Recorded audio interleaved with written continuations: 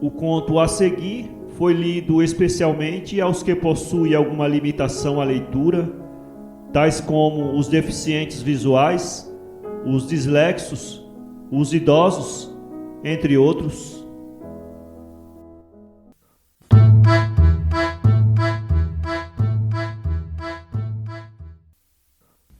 Este livro foi gravado mediante a autorização da editora nos estúdios da Fundação Dorina Noio para Cegos. Lido por Carlos Campanile em julho de 1992. O Castelo de Faria. Autor, Alexandre Herculano. A breve distância da vila de Barcelos, nas faldas do Franqueira, alveja ao longe um convento de franciscanos. Aprazível é o sítio sombreado de velhas árvores. Sentem-se ali o murmurar das águas e a bafagem suave do vento, a harmonia da natureza que quebra o silêncio daquela solidão, a qual, para nos servirmos de uma expressão de Frei Bernardo de Brito, com a saudade de seus horizontes, parece encaminhar e chamar o espírito à contemplação das coisas celestes. O monte que se alevanta ao pé do humilde convento é formoso, mas áspero e severo como quase todos os montes do Minho. Da sua coroa, descobre-se ao longe o mar semelhante à mancha azul entornada na face da terra. O espectador, colocado no cimo daquela eminência, volta-se para um e outro lado, e as povoações e os rios, os prados e as fragas, os soutos e os pinhais, apresentam-lhe o panorama variadíssimo que se descobre de qualquer ponto elevado da província de entre Douro e Minho. Este monte, ora ermo, silencioso e esquecido, já se viu regado de sangue. Já sobre ele se ouviram gritos de combatentes, ânsias de moribundos, estridor de habitações incendiadas, sibilar de setas e estrondo de máquinas de guerra. Claros sinais de que aí viveram homens, porque é com estas balizas que eles costumam deixar assinalados os sítios que escolheram para habitar na terra. O castelo de Faria, com suas torres e ameias, com sua barbacã e fosso, com seus postigos e alçapões ferrados, campeou aí como dominador dos vales vizinhos. Castelo real da Idade Média, a sua origem some-se nas trevas dos tempos que já lá vão há muito. Mas a febre lenta, que costuma devorar os gigantes de mármore e de granito, o tempo, coou-lhe pelos membros, e o antigo alcácer das eras dos reis de Leão desmoronou-se e caiu. Ainda no século XVII, parte da sua ossada estava dispersa por aquelas encostas. No século seguinte, já nenhuns vestígios dele restavam, segundo o testemunho de um historiador nosso. O eremitério, fundado pelo célebre Egas Muniz, era o único eco do passado que aí restava. Na ermida, servia de altar uma pedra trazida de Ceuta pelo primeiro duque de Bragança, Dom Afonso. Era esta lágia a mesa em que costumava comer Salat ibn Salat, o último senhor de Ceuta. Dom Afonso, que seguira seu pai Dom João I na conquista daquela cidade, trouxe esta pedra entre os despojos que lhe pertenceram, levando-a consigo para a vila de Barcelos, cujo conde era.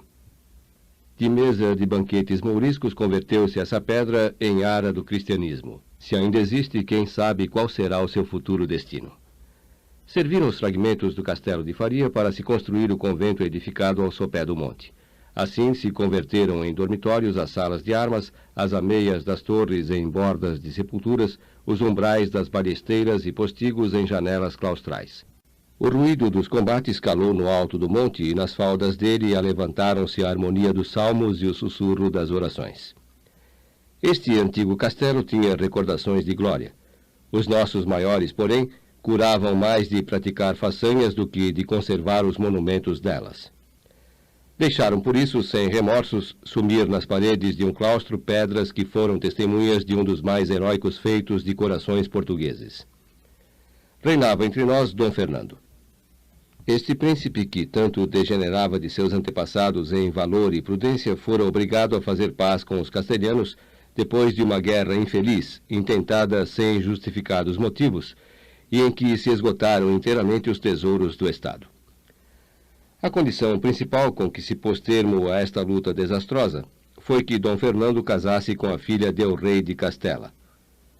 Mas brevemente a guerra se acendeu de novo.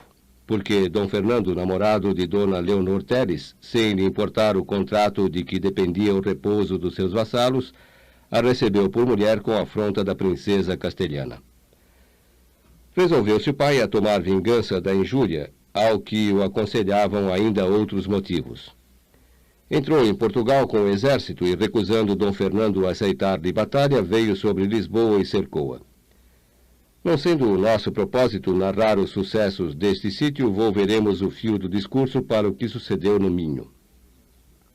O adiantado de Galiza, Pedro Rodrigues Sarmento, entrou pela província de Entredouro e Minho com um grosso corpo de gente de pé e de cavalo, enquanto a maior parte do pequeno exército português trabalhava inutilmente ou por defender ou por descercar Lisboa.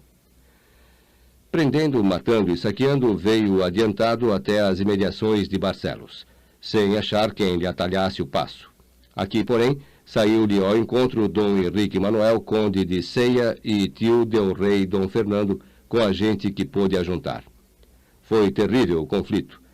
Mas por fim foram desbaratados os portugueses, caindo alguns nas mãos dos adversários. Entre os prisioneiros contava-se o alcaide-mor do castelo de Faria, Nuno Gonçalves. Saíra este com alguns soldados para socorrer o conde de Ceia, vindo assim a ser companheiro na comum desgraça. Cativo, o valoroso alcaide pensava em como salvaria o castelo del rei seu senhor das mãos dos inimigos. Governava-o em sua ausência um seu filho, e era de crer que, vendo o pai em ferros, de bom grado desce à fortaleza para o libertar, muito mais quando os meios de defensão escasseavam. Estas considerações sugeriram um ardil a Nuno Gonçalves. Pediu ao adiantado que o mandasse conduzir ao pé dos muros do castelo, porque ele, com suas exortações, faria com que o filho o entregasse sem derramamento de sangue. Um troço de besteiros e de homens de armas subia a encosta do Monte da Franqueira, levando no meio de si o bom alcaide Nuno Gonçalves. O adiantado de Galiza seguiu atrás com o grosso da hoste e a costaneira ou ala direita, capitaneada por João Rodrigues de Viedma, estendia-se rodeando os muros pelo outro lado. O exército vitorioso ia tomar posse do castelo de Faria, que lhe prometera dar nas mãos o seu cativo alcaide. De roda da Barbacã alvejavam as casinhas da pequena povoação de Faria, mas silenciosas e ermas. Os seus habitantes apenas enxergaram ao longe as bandeiras castelhanas que esvoaçavam soltas ao vento e viram o refulgir cintilante das armas inimigas, abandonando seus lares, foram acolher-se no terreiro que se estendia entre os muros negros do castelo e a cerca exterior ou Barbacã. Nas torres, os atalaias vigiavam atentamente a campanha, e os almocadens corriam para a rolda pelas quadrelas do muro e subiam aos cubelos colocados nos ângulos das muralhas. O terreiro onde se haviam acolhido os habitantes da povoação estava coberto de choupanas colmadas, nas quais se abrigava a turba dos velhos, das mulheres e das crianças, que ali se julgavam seguros da violência de inimigos desapiedados. Quando o troço dos homens de armas que levavam preso Nuno Gonçalves vinha já a pouca distância da Barbacã, os besteiros que coroavam as ameias encurvaram as bestas. Os homens dos engenhos prepararam-se para arrojar sobre os contrários as suas quadrelas e virotões, enquanto o clamor e o choro se levantavam no terreiro, onde o povo inerme estava apinhado. Um arauto saiu do meio da gente da vanguarda inimiga e caminhou para a Barbacã. Todas as bestas se inclinaram para o chão e o ranger das máquinas converteu-se num silêncio profundo. "Moço alcaide! Moço alcaide!" bradou o arauto. "Teu pai, cativo muito nobre Pedro Rodrigues Sarmento, adiantado de Galiza pelo muito excelente e temido Dom Henrique de Castela, deseja falar contigo de fora do teu castelo." Gonçalo Nunes, o filho do velho alcaide, atravessou então o terreiro e, chegando a Barbacã, disse ao arauto: "A Virgem proteja meu pai. Dizei-lhe que eu o espero." O arauto voltou ao grosso de soldados que rodeavam Nuno Gonçalves e, depois de breve demora, o tropel aproximou-se da Barbacã.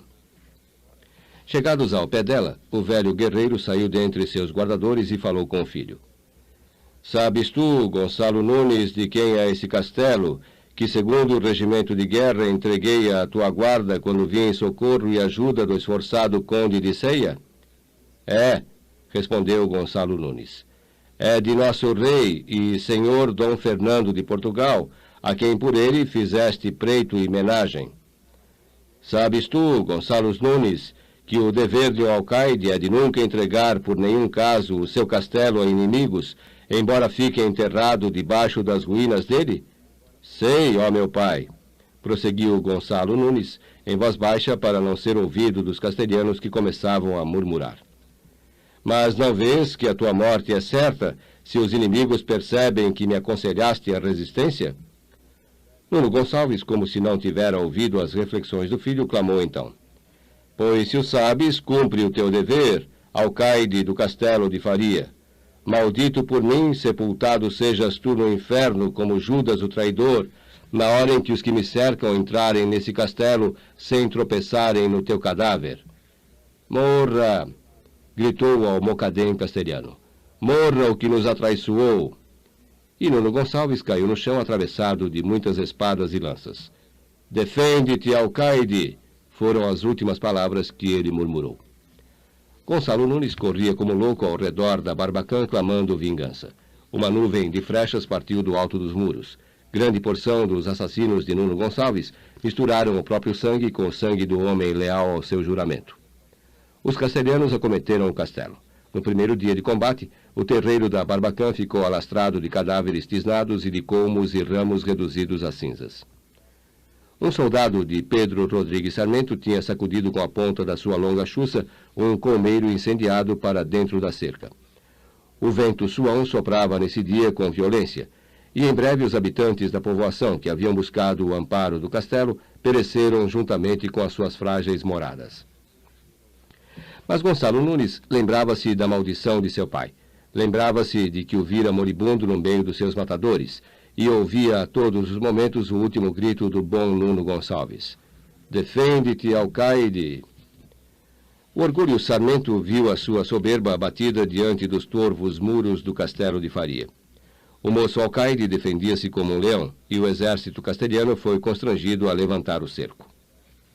Gonçalo Nunes, acabada a guerra, era altamente louvado pelo seu brioso procedimento e pelas façanhas que obrara na defensão da fortaleza cuja guarda lhe fora encomendada por seu pai no último transe da vida. Mas a lembrança do horrível sucesso estava sempre presente no espírito do moço alcaide. Pedindo a El-Rei o desonerasse do cargo que tão bem desempenhara, foi depor ao pé dos altares a servilheira e o saio de cavaleiro para se cobrir com as vestes pacíficas do sacerdócio. Ministro do santuário, era com lágrimas e preces que ele podia pagar a seu pai o ter coberto de perpétua glória o nome dos alcaides de Faria. Mas esta glória não há hoje aí uma única pedra que a ateste. As relações dos historiadores foram mais duradouras que o mármore.